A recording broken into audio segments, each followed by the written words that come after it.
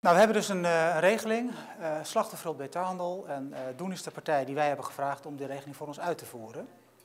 Uiteraard evalueren we dat ook. We willen weten of het goed gaat en of mensen tevreden zijn over die hulpverlening. En dat is gelukkig het geval. We weten dat 96% van alle mensen die geholpen worden in het kader van die regeling, dat die zeer of tevreden zijn over de hulpverlening.